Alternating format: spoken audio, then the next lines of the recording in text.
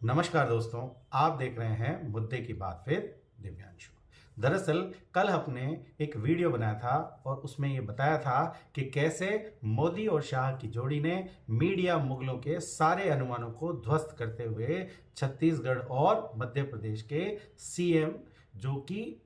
बिल्कुल गुमनाम चेहरे थे, विष्णुदेव साय और मोहन यादव, इनको चीफ मिनिस्टरशिप की जिम्मेदारी सौंप दी। और हमने ये अनुमान लगाया था कि आज चूंकि बीजेपी राजस्थान के सीएम फेस का ऐलान करने जा रही थी, तो हमारा ये अनुमान था कि शायद बाबा बालकनाथ या गजेंद्र सिंह शेखावत या अश्विनी वैष्णव या वसुंधरा राजे और आखिरकार दिया कुमारी में से किसी के सर पर सीएम का ताज बीजेपी सजाने जा रही है। लेकिन जैसा कि मोदी और शाह युग में एक परिपाटी बन गई है सभी के अनुमानों पर पानी फेरने की, तो एक बार फिर से सारे अनुमान ध्वस्त हुए। यहां तक कि हमने अपने वीडियो में ये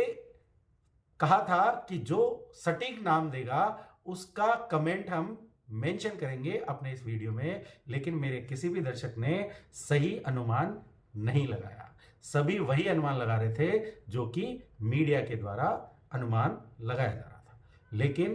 बीजेपी ने एक ऐसे ब्राह्मण चेहरे जिसने पहली बार विधानसभा का चुनाव लड़ा था, उससे पहले वो सरपंच का इलेक्शन भी नहीं जीत पाया, लेकिन बीजेपी ने उसे महामंत्री बनाया हुआ था और संगठन में उसके काम को देखते हुए मोदी शाह ने सबके दावों को दरकिनार करते हुए भजन लाल शर्मा के नाम पर मोहर लगा दी। भजन लाल शर्मा संगठन के महामंत्री हैं और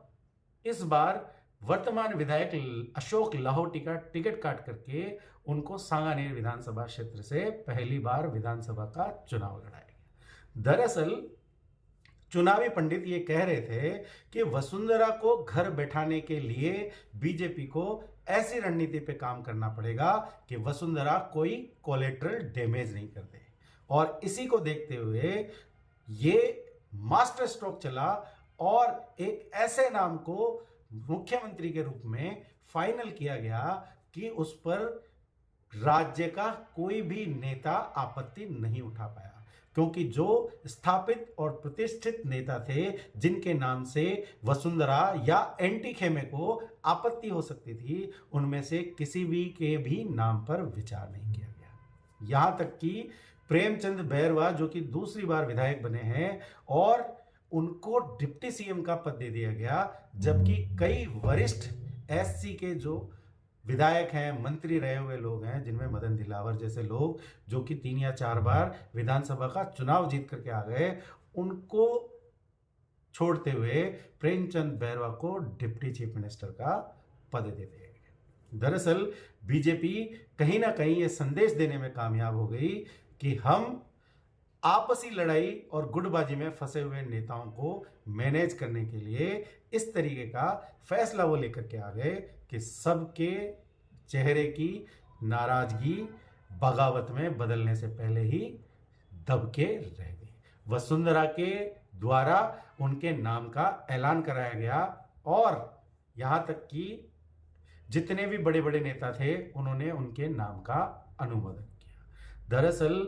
ये कदम इसलिए अप्रत्याशित माना जा रहा है कि 90 के दशक में आखिरी जो ब्राह्मण मुख्यमंत्री चेहरा थे वो हरिदेव जोशी थे। उसके बाद न बीजेपी और ना ही कांग्रेस ये हिम्मत दिखा पाई कि किसी ब्राह्मण चेहरे को वो अपना सीएम फेस डिक्लेयर कर दे। यहां तक कि पिछली बार की वसुंधरा राजे सरकार, जो कि 2013 से 2018 तक चली थी, उसमें ब्राह्मण चेहरे को बड़ा मंत्रालय भी नहीं दिया, एक राज्य मंत्रालय ब्राह्मण चेहरे को दिया गया था। इसको देखते हुए मीडिया के सभी वर्गों में यह अनुमान लगाया जा रहा है कि हो न हो, चूंकि बीजेपी पहले ही अध्यक्ष का पद ब्राह्मण को दे चुकी है, तो इसलिए ब्राह्मण चेहरा तो बीजेपी सीएम नहीं बनाएगी। लेकिन